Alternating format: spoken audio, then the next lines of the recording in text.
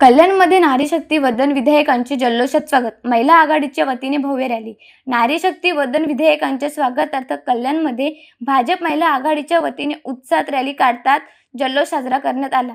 पंतप्रधान नरेंद्र मोदी यांच्या पुढाकारातून सादर करण्यात आलेल्या या ऐतिहासिक विधेयकामुळे संसदेत महिलांना 33% आरक्षण मिळणार असल्याने महिला कार्यकर्त्यांमध्ये आनंदाचे वातावरण होते. भाजप महिला आघाडीच्या जिल्हा अध्यक्ष रेखा चौधरी यांच्या नेतृत्वाखाली कल्याण पूर्व ही भव्य रॅली आयोजित करण्यात आली होती. लोकसभा आणि राज्यसभा मंजूर झालेल्या या विधानसभेच्या समर्थक मोठ्या संख्येने महिला पदाधिकारी आणि कार्यकर्ते सहभागी झाल्या.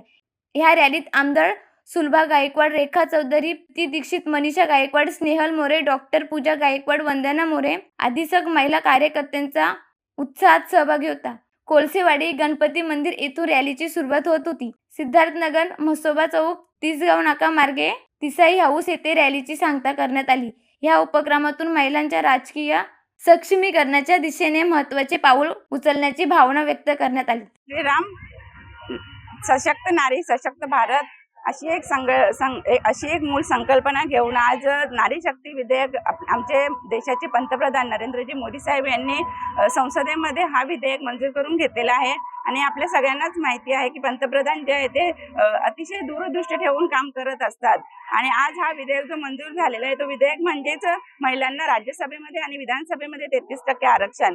म्हणजे आपण जर विचार केला तर एक महिला चांगल्या उत्तम प्रकारे घर सांभाळू शकते ही गोष्टीची जाण ठेवूनच आज मोदीजींनी हा विधेयक आपल्या सर्वांच्या अनुमतीने हा विधेयक मंजूर झालेला आहे. आणि या विधेयकामुळे आज महिला या आत्मनिर्भर तर होत्या, सक्षम पण होत्या, पण आज त्या सक्षम नेतृत्वही करणार आहेत. आणि आज आपण बघितलं तर मोठ्या संख्येने महिला या अतिशय उत्साहाने काम करत असतात. आणि कोणतेही काम जर महिलांना तुम्ही दिलं तर ते एकदम जिद्दीने करत असतात. आणि म्हणूनच भारत सक्षम होण्यासाठी आणि भारताचा विकास होण्यासाठी अत्यंत गरजेचं आणि अत्यंत महत्त्वाचं पाऊल हे मोदीजींनी उचललेलं आहे. आणि त्यामुळेच आज ह्याच विधेयकाचं समर्थन म्हणून आज आम्ही सगळ्या महिला आज बघितलं असेल इथे फक्त मोदीजीने त्यांच्यासाठी स्वतः नाही तर महिलांसाठी आणि भारताला एकदम अतिशय विकसित करण्यासाठी हा अत्यंत महत्त्वाचा निर्णय घेतलेला आहे. आणि या समर्थनानेच आज आम्ही या ठिकाणी मोठ्या जल्लोषाने आणि उत्साहाने ही सर्व महिलांसोबत पदयात्रा आम्ही रॅली या ठिकाणी काढण्यात आलेली आहे. आणि खरंच मोदीजींचं आमच्या सगळ्यांच्या वतीने खूप खूप धन्यवाद आणि खूप खूप आभार.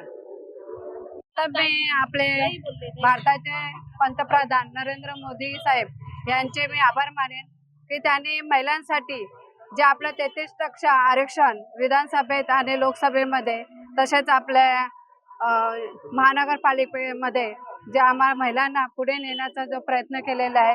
आणि ही नारी शक्ती एक आपल्या समाजासाठी आपला परिवार आणि आपला जे आपले समस्या जे काही असतील त्या पुढे घेऊन जाण्याचा हा महिलांचा एक उपक्रम असतो. आणि त्या उद्देशाने हा जो नारी शक्ती ही आपल्या महिलांना पुढे नेण्यासाठी हा खूप महत्त्वाचा आहे.